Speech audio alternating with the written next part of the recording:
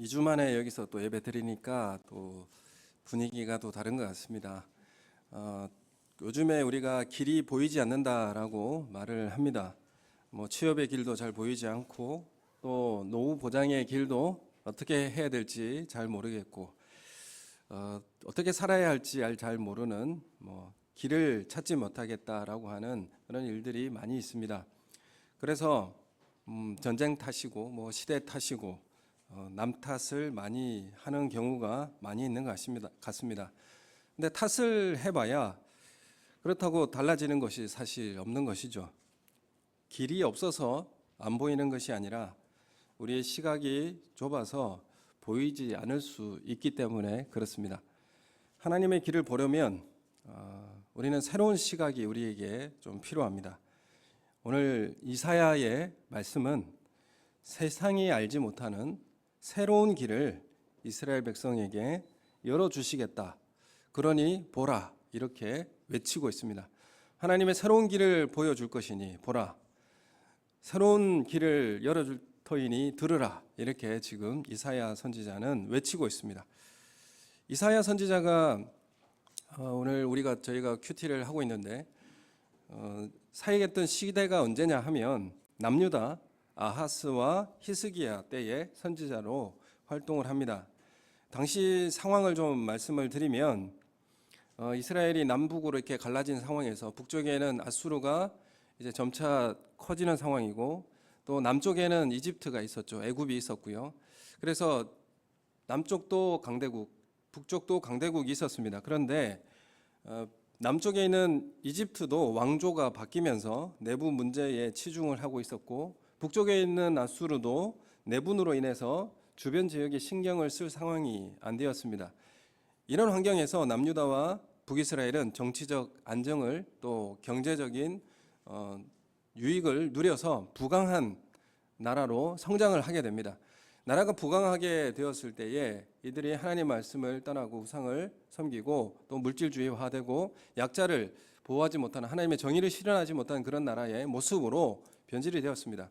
이런 환경에서 아수르가 이제 북쪽에 있는 아수르가 내부적으로 문제를 정비하고 디글랏빌레셀 3세가 왕으로 즉위하면서 정복 전쟁을 시작합니다. 그래서 이 정복 전쟁을 시작하자 바로 이제 아수르와 인접해 있는 북이스라엘이 위협을 느끼게 되는 거죠. 그래서 북이스라엘은 옆 나라에 있는 아람 나라와 동맹을 해서 아수르의 침략을 막자고 그렇게 요구를 합니다. 아람이 동맹을 하는데 그래서 이 힘이 부족하니까 남유다에게도 요청을 합니다. 우리 동맹을 해서 아수르를 저지하자, 이렇게 하는데 사실 남유다는 북이스라엘이 있기 때문에 좀 그게 위협이 크지 않습니다. 그래서 이걸 거부하죠.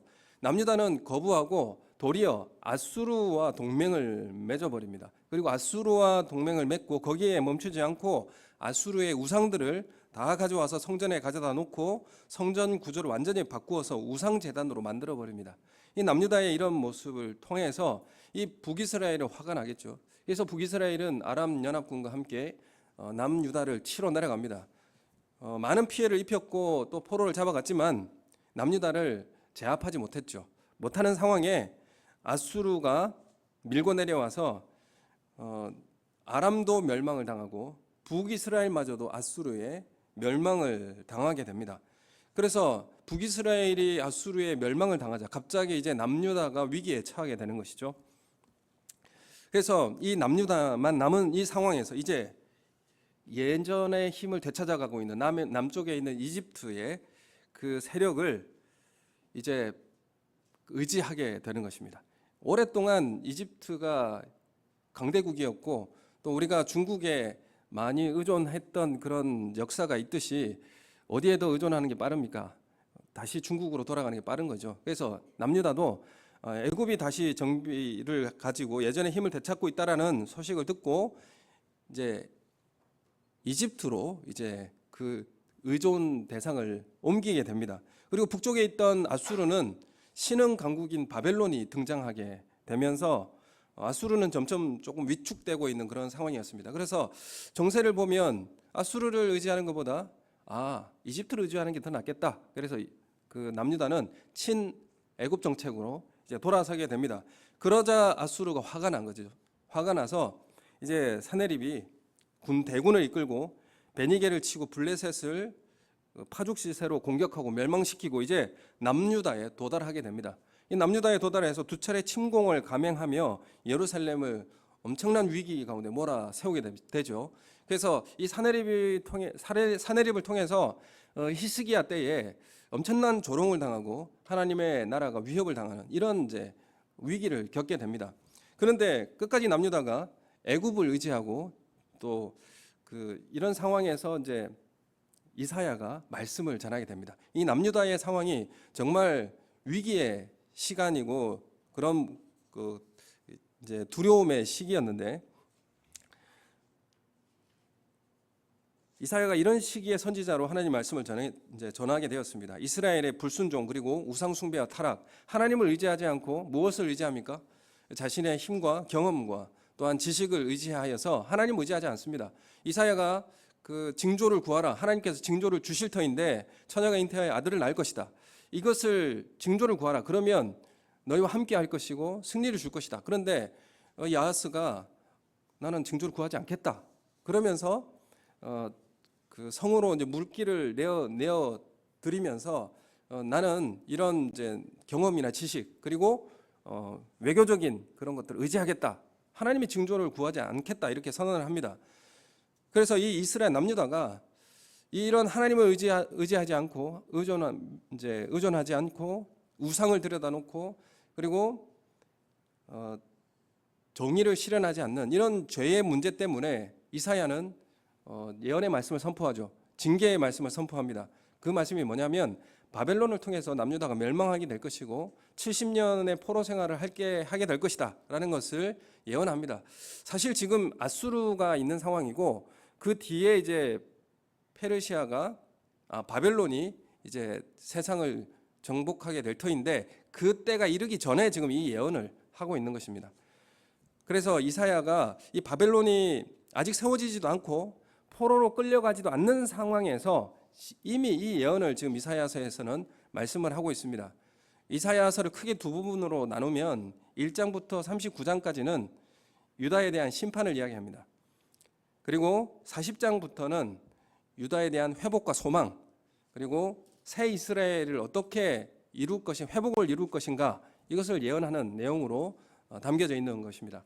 그래서 이사야가 지금 이런 남유다의 위기의 상황 가운데서 이 말씀을 선언하고 있는 것이죠. 남유다가 심판을 선언하며 멸망한 이유가 무엇입니까? 하나님 말씀에 불순종하고 하나님 의지하는 것보다 우상을 의지하고 자신의 지혜와 경험과 지식 그리고 세상의 정세 그래서 외교 이런 모습으로 이 문제를 해결하려고 했던 것이죠.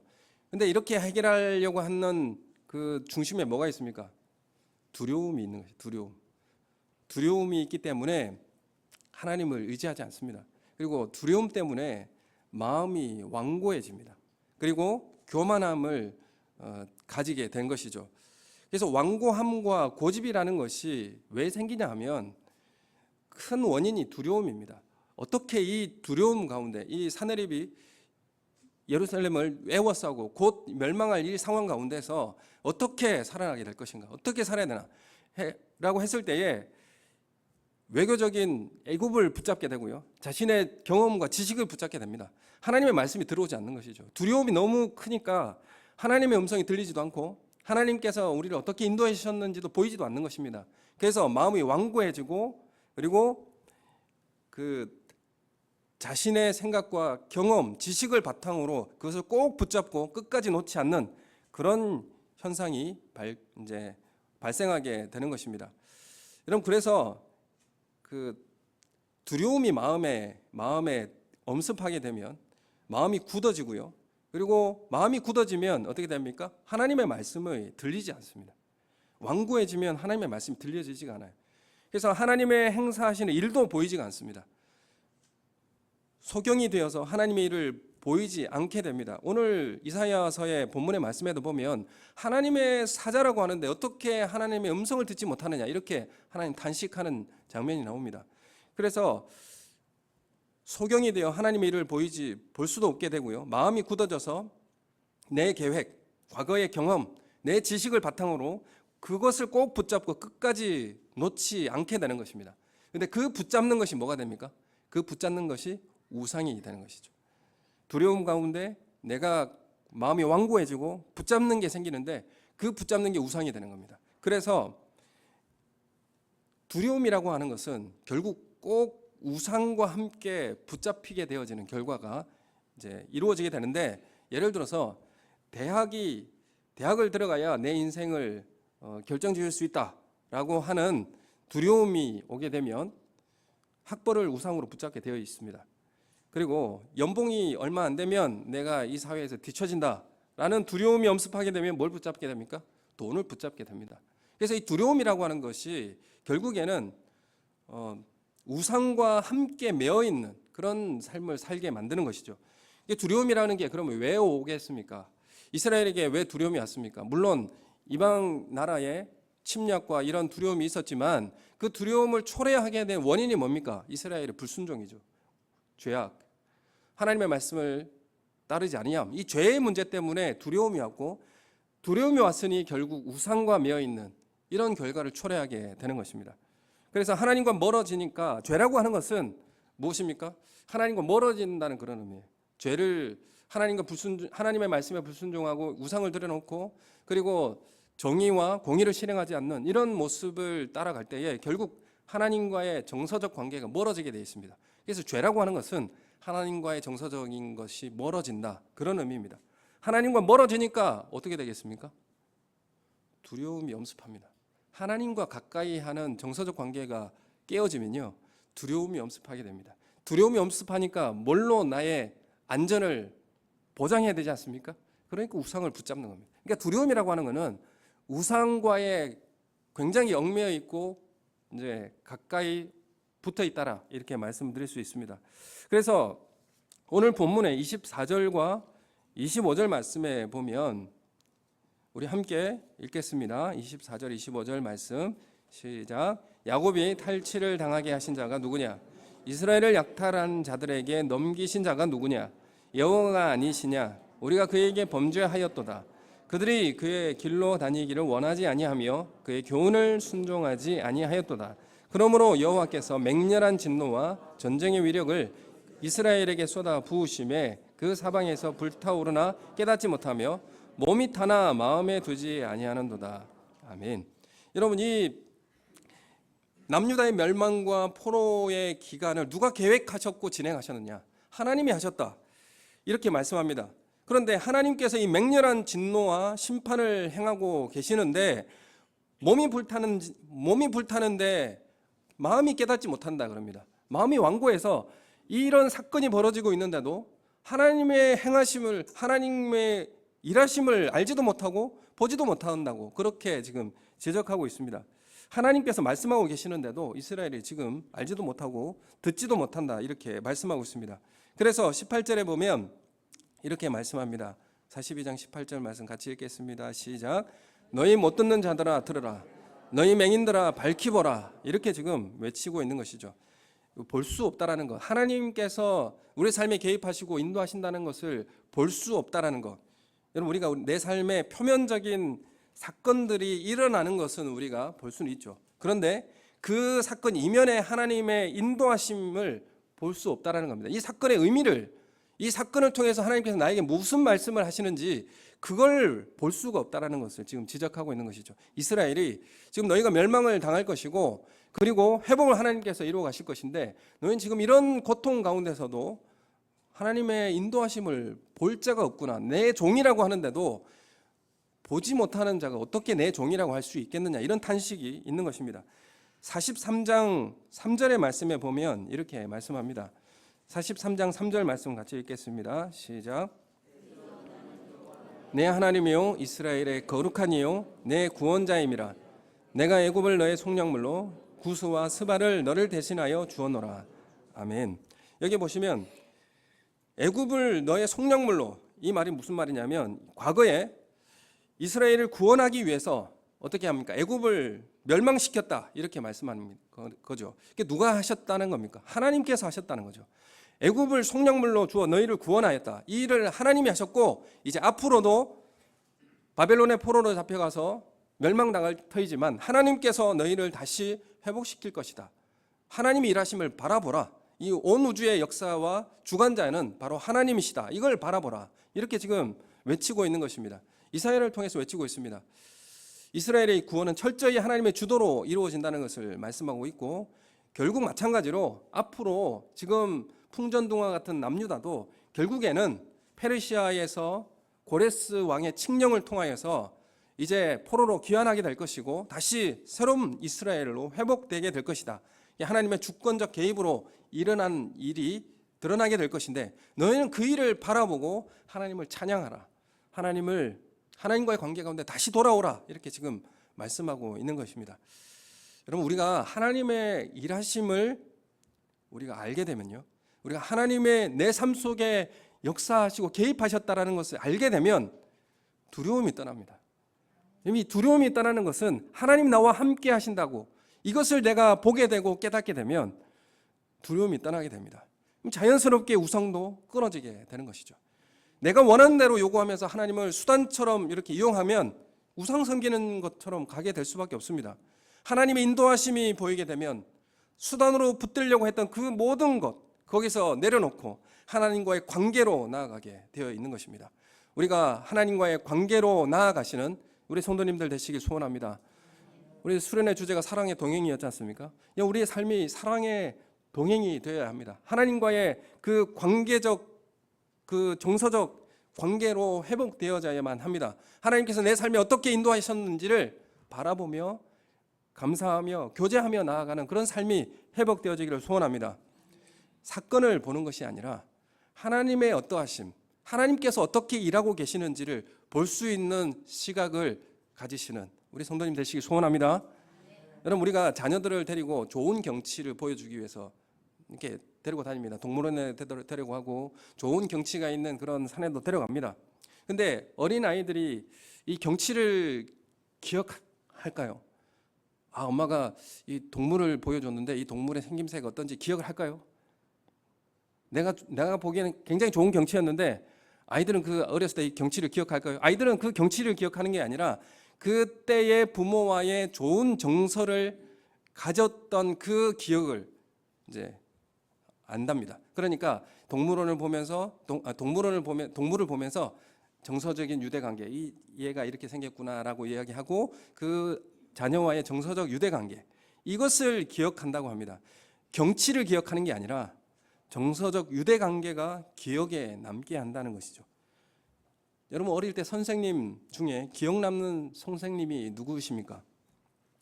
선생님 중에서 실력이 뛰어나고 또 재능이 많은 분을 기억하는 것이 아니라 정서적 유대관계를 통해 성품을 존경할 만한 그 선생님이, 나와 정서적으로 유대관계가 있던 그 선생님이 나의 기억에 오래 남게 되는 것이죠.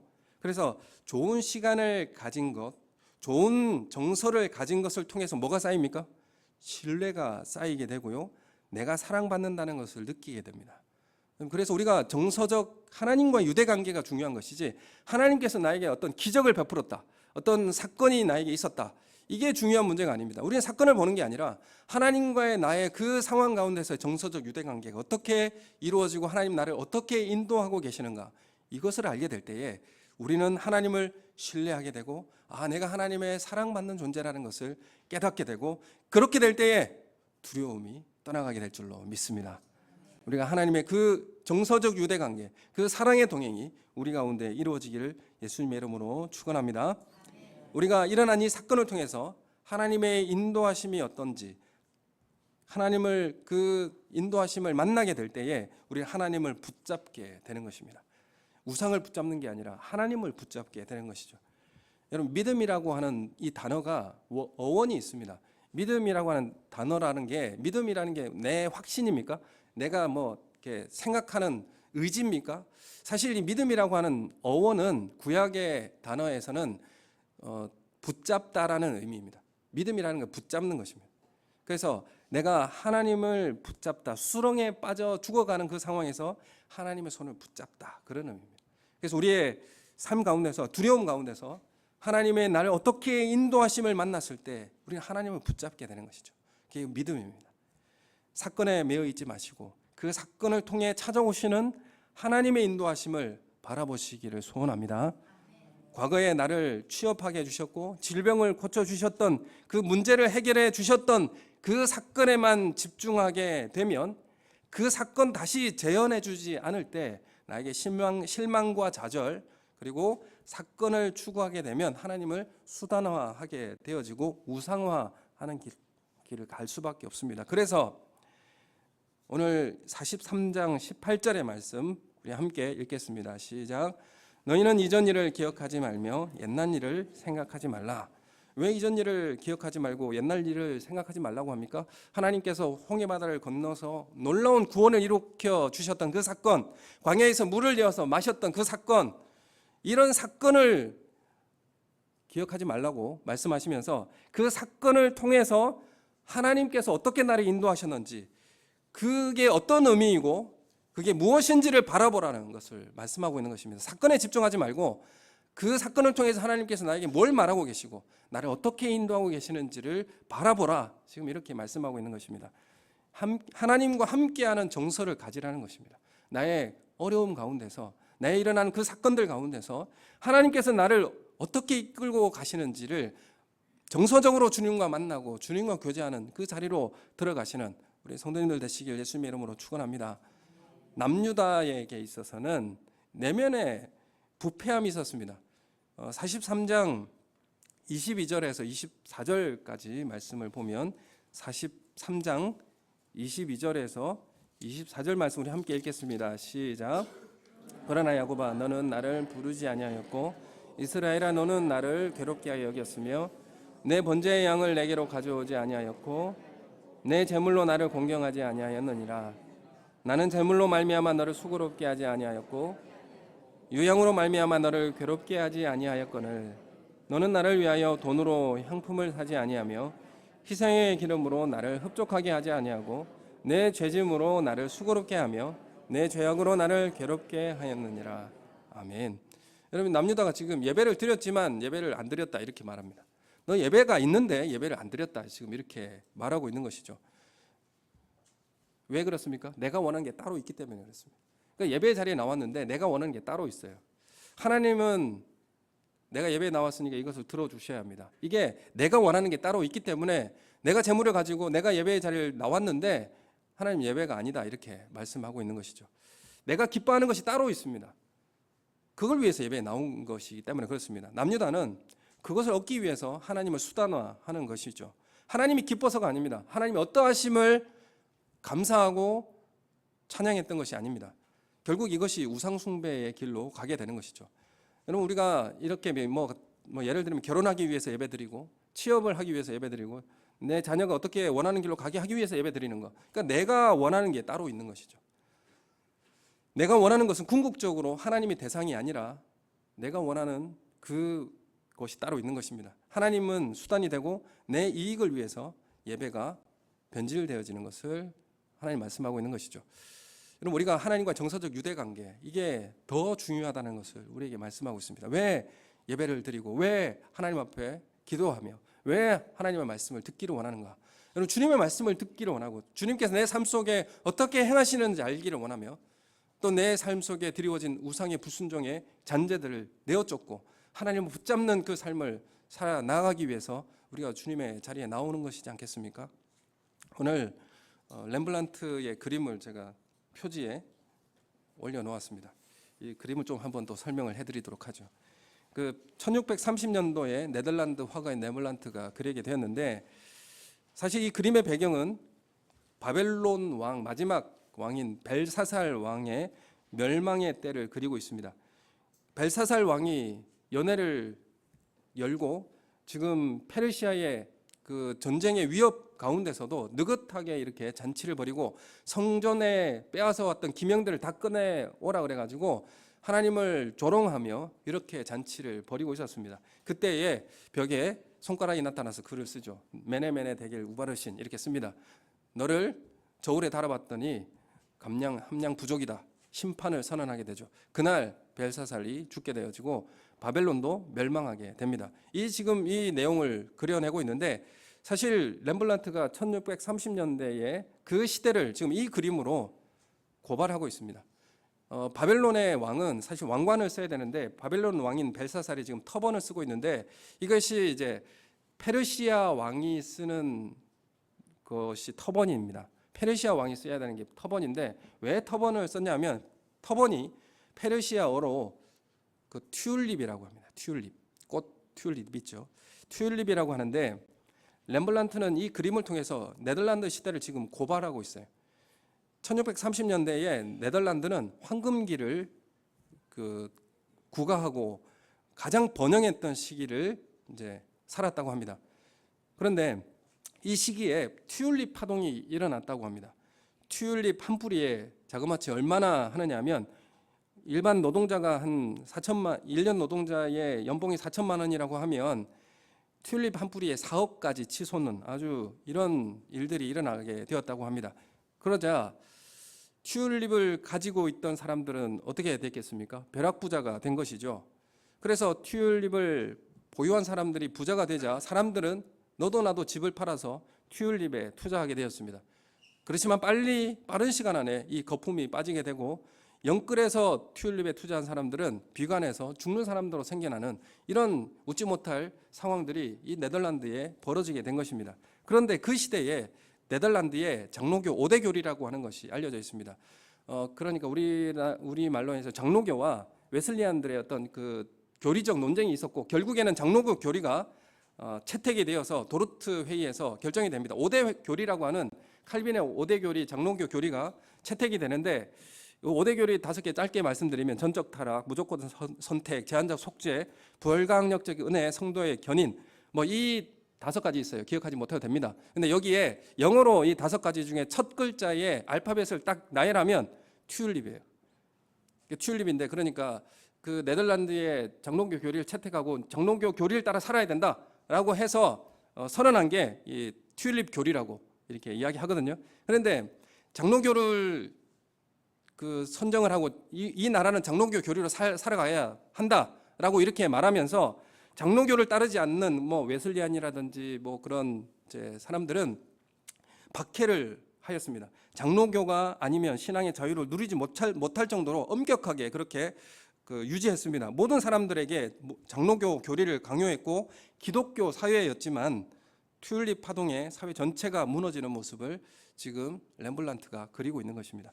그리고 이 그림에 보면 손가락이 지금 어디를 가리키냐면 메네메네 데겔 우바르신이라고 하는 마지막 글자에 N이라고 하는 우바르신 그러면 N이 돼야 되는데 7이라는 숫자에 의미하는 자인으로 그려졌습니다. 왜 7을 가리키고 있느냐? 이 말은 이 네덜란드가 7개 연합으로 되어 있는 것이죠. 그래서 7개주 연합이라 누구를 지금 가리키고 있습니까? 하나님의 손가락이 네덜란드를 지금 가리키고 있다는 거죠. 렘블란트는 지금 이 그림을 통해서 네덜란드의 지금 신앙적 우상, 지금 장로교, 기독교 국가라고 하지만 무엇을 지금 추종하고 무엇을 따라 살아가면서 시대가 사회가 지금 이런 모습으로 변해갔는지를 지금 지적하고 있는 것입니다. 그래서 우리 신앙이 하나님을 예배하고 또 우리 신앙이 주님만을 섬긴다라고 하는 그런 신앙을 가지고 있지만은 우상에 우리의 마음이 빼앗겨 있는 우리의 모습을 지금 렘블란트는 1630년대의 그 시대를 고발하고 있는 것입니다. 여러분 우리가 내가 좋아하는 그 대상이 지금 내 마음을 차지하고 있기 때문에 바뀌기 어렵습니다. 사람의 마음은 진공이 되지 않는다고 합니다. 내 마음을 채우고 있는 것이 그것을 바꾸기가 쉽지 않다는 거죠. 이걸 바꾸려면 더 크고 힘 있는 것이 들어와서 채워야 이것을 바꿀 수 있다라고 합니다. 그래서 우리가 항상 무엇인가를 채우고 붙잡고 있어야 된다고 하는 것이죠. 그래서 내가 붙잡고 있는 그것보다 하나님과 함께하는 기쁨이 더 강하고 힘이 있을 때 그 우상에서부터 자유하게 된다는 것입니다. 여러분 우리가 이 두려움에서 벗어나서 하나님을 기뻐하는 그 힘이 더 강하고 그래서 우리가 사랑의 동행이라고 하는 것도 시기심이라고 하는 것이 얼마나 강력하게 우리 가운데 일어납니까? 시기심과 이 교만함이 얼마나 강력하게 일어납니까? 이것을 억누를 수 있는 더 강력한 사랑의 힘이 이것을 다스리는 것입니다. 사랑의 힘이라는 게 더 강력하고 힘이 있을 때에 이것을 다스릴 수 있게 되는 것이죠. 그래서 우리가 붙잡고 있는 그 우상보다 하나님의 기쁨이 더 강하고 힘이 있을 때 그 우상으로부터 자유하게 될 줄로 믿습니다. 하나님은 이 이사야서를 통해서 어떻게 말씀하고 있느냐, 하나님께서 어떤 회복을 하나님께서 허락하시느냐. 첫 번째는 43장 25절의 말씀에서 보면 내 죄를 기억하지 아니하겠다. 죄를 사하여 주십니다. 죄의 문제 때문에 두려워하지 않습니까? 그래서 바벨론 70년의 포로로 기간을 통하여서 언약적 심판을 시행하시며 죄를 다시는 기억하지 않겠다. 죄를 사하여 주십니다. 그리고 43장 15절 말씀에 보면 나는 너의 창조자요 왕이다 이렇게 선언하시면서 창조주라 이렇게 말씀하시는 이유는 내가 너희를 새롭게 창조하시겠다 그런 의미입니다. 너희를 새롭게 창조해 주겠다. 그리고 너희를 다스리는 왕으로 내가 너희를 다스리겠다 이렇게 말씀하시는 거죠. 그리고 44장 3절의 말씀에 보면 성령을 부어주겠다. 이 세 가지를 통해서 이스라엘 회복을 하나님께서 선언하십니다. 그러므로 페르시아의 고레스 왕의 칙령을 통해서 70년간의 포로에 이스라엘이 귀환을 하게 되지 않습니까? 귀환을 하면서 처음 성전이었던 솔로몬 성전 화려하고 정말 놀랍게 건축되어 있는 성전이 회파되고 다 무너졌는데 황폐되어진 지 70년 만에 다시 이스라엘을 귀환하게 하고 뭘 짓게 합니까? 성전을 짓게 합니다. 그게 제2성전인데 스룹바벨을 통해서 지어지는 제2성전을 짓게 합니다. 그런데 제2성전이라고 하는 것이 사실 보잘것없고 초라한 모습이었습니다. 그런데 이 성전을 통하여서 하나님은 이전 영광보다 나중 영광이 더 클 것이다 이렇게 하나님 선언해 주십니다. 화려한 건물이 아니라 하나님과 함께함을 기뻐하고 말씀을 듣는 그 사람을 통해서 영광 받으시겠다라는 것입니다. 그런 나라로 그런 백성으로 회복시켜 주시겠다 이렇게 말씀하는 것입니다. 뭐가 진짜 회복일까요? 하나님께서 진정한 이스라엘의 회복을 어떻게 이루어 가시는가? 사실 페르시아가 바벨론을 정복하고 그리고 나서 고레스 왕의 칙령 그 첫 해에 유대인들을 귀환하라고 명령합니다. 이건 사실 있을 수 없는 일이죠. 어떻게 포로로 잡혀 있는 그 백성들 다시 고토로 돌아가고 국가를 세우라고 이야기할 수 있겠습니까? 그래서 이 명령을 내려지게 되는데 내려가면서 귀환하라고 하면서 성전을 건축하라고 합니다. 고레스 왕이 성전을 건축하라고 해요. 근데 귀환자가 몇 명이냐면 에스라서에 보면 42,360명이었습니다.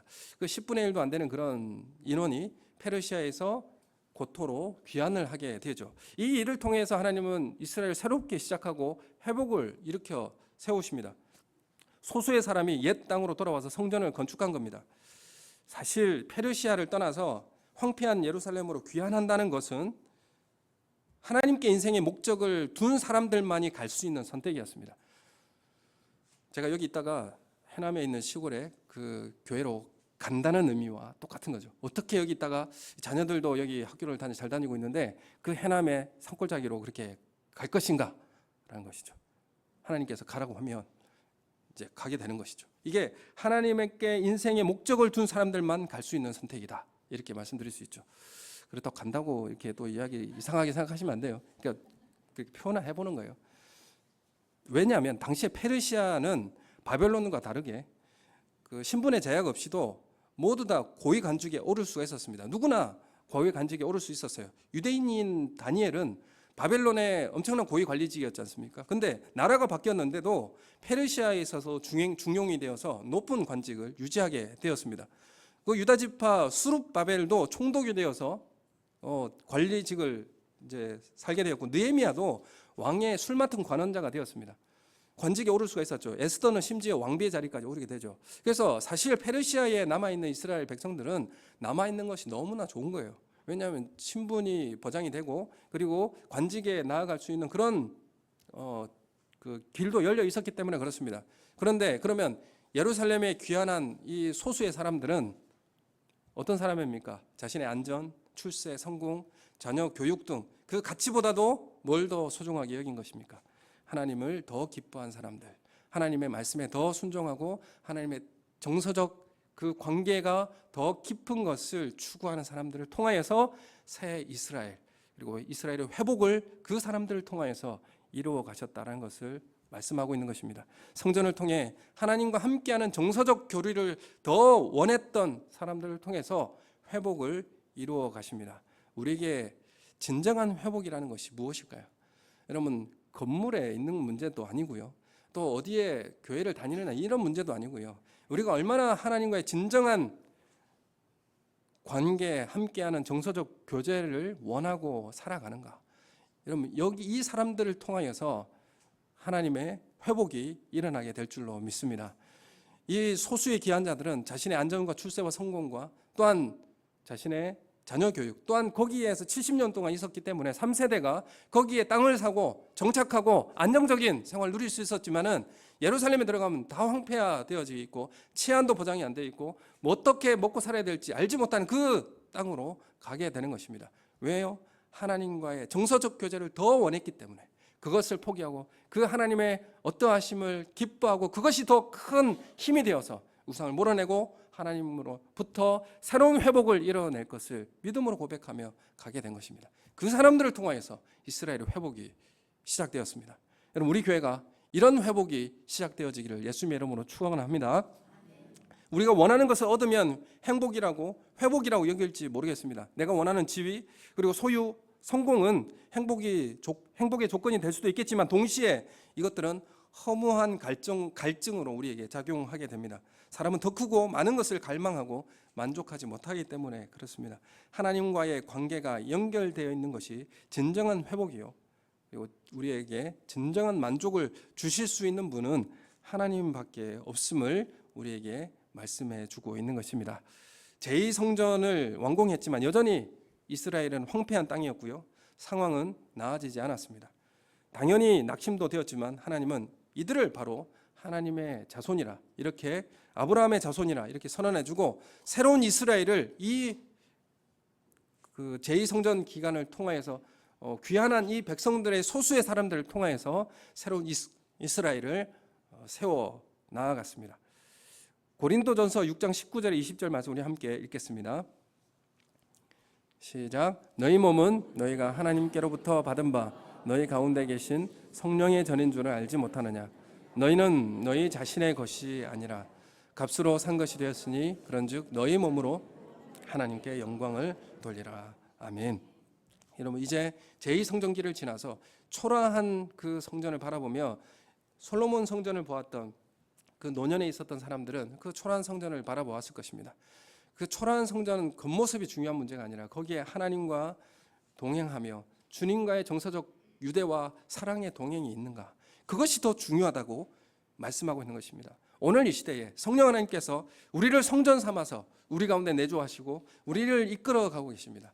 여러분, 우리를 성전 삼으시고 내 모습이 초라해 보이고 내 모습이 세상에서 도태되어져 보이고 세상에서 뭔가 드러내 보이지 못한 존재라고 할지라도 하나님이 내 가운데 계시고 내 모든 삶 여정에서 하나님께서 나와 동행하신다는 이 사실로 인해서 학개 선지자는 뭐라고 말씀하고 있냐면 스스로 굳세고 담대하라, 이렇게 말씀하고 있습니다. 하나님의 어떠하심을 바라보며 주님의 우리와 함께 동행하시는 그 삶을 노래하며 찬양하는 그 사람들을 통해서 하나님께서 새로운 길을 열어가실 그 하나님을 바라보며 살아가시는 우리 성도님들 되시기를 예수님의 이름으로 축원합니다.